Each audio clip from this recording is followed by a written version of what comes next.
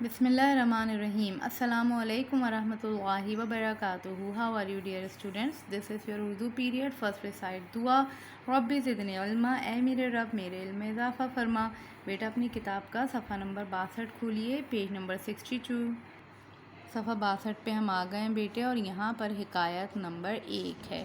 ہم پڑھ رہے تھے شیخ سعدی کی حکایات، سبق نمبر 12. آئیے پڑھتے ہیں حکایت نمبر 1. کوئی قافلہ ایک جنگل سے گزرا، قافلے کے ساتھ ایک کتا بھی تھا. قافلہ دور نکل گیا اور کتا پیچھے رہ گیا. بیچارے کو راستہ نہ ملتا تھا. اسے جنگل میں بھٹکتے کئی دن گزر گئے. آخر بھوک پیاس کے مارے ہلنے کی سکت نہ رہی اور زبان منہ سے باہر نکل آئی. اتفاق سے ایک نیک آدمی کا ادھر سے گزر ہوا. اسے کتے کی حالت پر رحم آ گیا. نیک آدمی نے اپنی پگڑی کھولی اور کلا سر سے اتارا، کلا کا ڈول بنایا اور پگڑی کی رسی. اس طرح کنویں سے پانی نکال کر کتے کو چند گھونٹ پلائے اور کچھ ٹکڑے روٹی کے کھلائے. کتے کی جان میں جان آئی. تب نیک آدمی نے اسے ایک آبادی تک پہنچا دیا.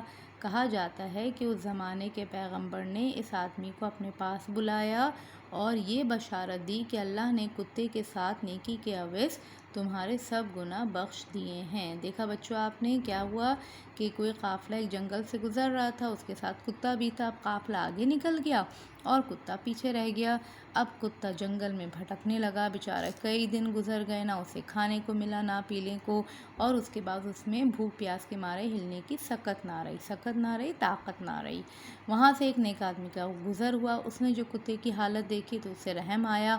اس نے اپنی پگڑی کھولی اور کلا سر سے اتارا، کلا کا ڈول بنایا اور پگڑی کی رسی، اور کنویں میں ڈالا، پانی نکالا، کتے کو چند گھونٹ پانی پلائے اور کچھ ٹکڑے اپنے پاس سے روٹی کے کھلائے. جب کتے میں کچھ چلنے پھرنے کی طاقت آئی تو اس کو ایک قریبی آبادی تک پہنچا دیا. اور اسے کیا انعام ملا کہ اس زمانے کے پیغمبر نے اس آدمی کو بشارت دی، یعنی کہ خوشخبری سنائی کہ اللہ نے کتے کے ساتھ تمہاری جو نیکی ہے اس کے بدلے تمہارے سارے گناہ معاف فرما دیے ہیں. تو دیکھا آپ نے، کتے کے ساتھ ذرا سی نیکی کرنے سے اس آدمی کے ساری زندگی کے سارے گناہ معاف ہو گئے. اب آئیے اگلے صفحے پر. یہاں پر ہمارے پاس ہے حکایت نمبر 2. آئیے یہ پڑھتے ہیں.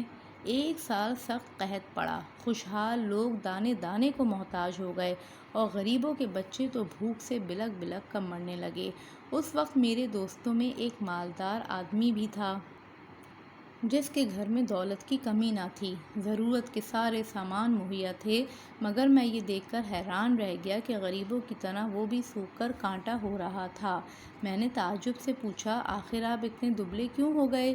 دوست نے ہنس کر کہا، جان بوجھ کر انجان کیوں بنتے ہو؟ دیکھتے نہیں کہ اللہ کے بندے کس مصیبت میں مبتلا ہیں. کوئی بھوک سے بے حال ہو کر دم توڑ رہا ہے، کوئی سردی سے اکڑا جاتا ہے. پھر یہ کہاں کی آدمیت ہے کہ اللہ کے بندے تو اس مصیبت میں گرفتار ہوں اور میں مزیدار کھانے کھاؤں اور قیمتی کپڑے پہنوں. میں نے کہا، یہ تو بالکل سچ ہے کہ جس آدمی میں ہمدردی نہ ہو وہ آدمی ہی نہیں، مگر اکثر دیکھنے میں آیا ہے کہ دولت مندوں کو دوسرے لوگوں کی تکلیف کا احساس ہی نہیں رہتا. دوست نے جواب دیا، دولت اسی لیے ہے کہ دولت مند اسے اللہ کی راہ میں صرف کرے، محتاجوں کی ضرورت پوری کرے اور غریبوں سے ہمدردی کرے. وہ دولت مند جو اپنا فرض پورا نہیں کرتا اللہ کا مجرم ہے. جی بیٹے، اس حکایت میں ہمیں کیا سبق ملتا ہے کہ ایک دفعہ کیا ہوا، سخت قحط پڑا تھا اور وہاں پہ ہر کوئی جو ہے وہ بھوک سے مرنے لگا تھا. اس وقت ان کے ایک دوست تھے جو بہت مالدار تھے. ان کے پاس ہر چیز مہیا تھی، وہ خوب اچھے سے اچھا کھا سکتے تھے، اچھے سے اچھا پہن سکتے تھے. لیکن جب یہ ان سے ملے تو دیکھا کہ وہ بھی اتنے دبلے ہو رہے ہیں.